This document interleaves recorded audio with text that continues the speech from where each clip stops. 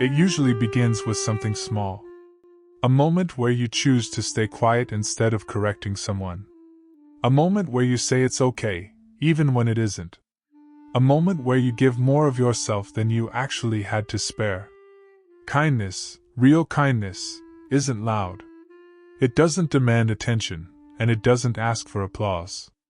It lives inside people who are soft in places where the world has been sharp. People who understand what hurt feels like, so they do everything to make sure no one else ever feels it. And that sounds beautiful. Almost noble. Almost heroic. But that's only half the story. Because kindness, when stretched too far, begins to quietly drain the person who carries it. And the world rarely notices when that kind of person starts to run out of themselves. This is the hidden cost of being too kind, the emotional bill that arrives long after you've spent years paying in silence. For many people, the habit of being too kind didn't start as a choice. It started as survival. Somewhere in their childhood, they learned that peace was something you earned by being easy to handle. They learned to avoid conflict before they even understood conflict. They learned that love felt safer when they were useful, agreeable, selfless. And so, kindness became their shield, their strategy, their identity. They grew up thinking, if I'm good, no one will leave. If I sacrifice, others will stay. If I don't upset anyone, I'll be safe. And this creates a very quiet, very deep belief that their worth is not in who they are, but in what they provide. So they become the person who listens to everyone's problems but never shares their own. The person who forgives too quickly. The person who says, it's fine, even when it breaks them. The person who apologizes first, even when they weren't wrong. The person who bends just to keep the peace. But kindness without boundaries always comes with consequences. Because the more you soften yourself for others, the more invisible you become. A person who is too kind starts to shrink themselves in ways they don't notice. They smile when they're exhausted. They agree when they want to disagree. They say yes when every part of their body is begging them to say no. They give out pieces of their energy like candy, until one day they wake up and realize they don't recognize who they are anymore. The world benefits from their softness, but never thinks about the cost. People love the comfort they provide, but rarely ask if they're okay. And maybe that's the saddest part. Kind people are often the ones who suffer the most quietly. Somewhere along the way, they internalize an unhealthy belief that being needed is the closest thing they'll ever get to being loved. So they overgive, over-apologize, over-explain, overextend. Because deep inside, they fear that if they stop giving, people will stop staying. This fear becomes so familiar that it follows them everywhere, in friendships, in relationships, at work, even in moments when they're alone. It whispers that their feelings are too heavy, their needs are too demanding, their presence is too much. It convinces them that kindness is the only version of themselves that others will accept. But here's the truth no one tells them. Kindness that costs you your peace isn't kindness, it's self-erasure. And the people who give the most are often the ones who receive the least. Not because others are cruel, but because they've taught everyone to believe that they don't need anything. People who are too kind don't realize how easily they're taken for granted. They don't see how often others lean on them without leaning back. They don't notice the imbalance because they've normalized it.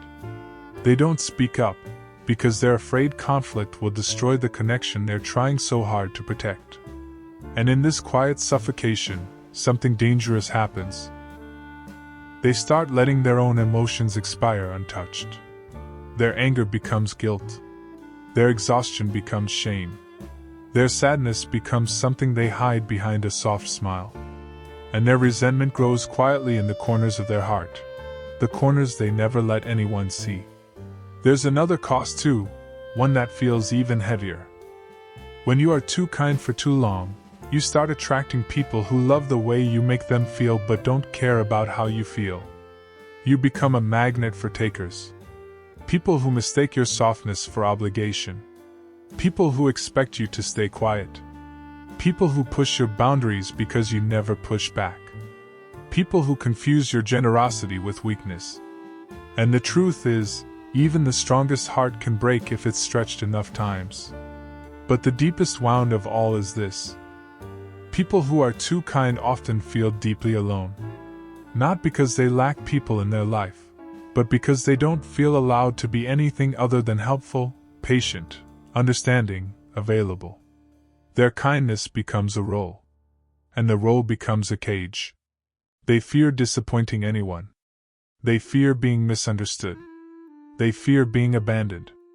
So they swallow their own feelings until they can no longer taste themselves.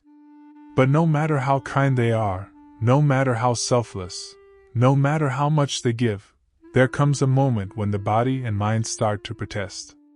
A moment when the weight becomes too heavy. A moment where they realize that people are used to taking from them, but not used to giving back.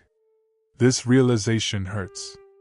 Not in a loud way, but in a slow, aching way, like something quietly cracking inside. And yet, beneath all this pain lies something important. People are not too kind by nature. They are kind because the world, at some point, taught them to be small. They learned to dim their light to make others comfortable. They learned to put their own needs last. They learned that being understanding was safer than being understood. But this pattern doesn't have to last forever. Kindness doesn't have to be self-destructive. And boundaries aren't walls, they're doors that protect what's sacred. The truth is, the world doesn't need you to be perfect. It doesn't need you to be endlessly available. It doesn't need you to break yourself to hold others together. The world needs you to be whole, because wholeness is what makes real kindness possible. Once a person begins to understand this, everything shifts. They start noticing when they say yes, out of fear instead of desire.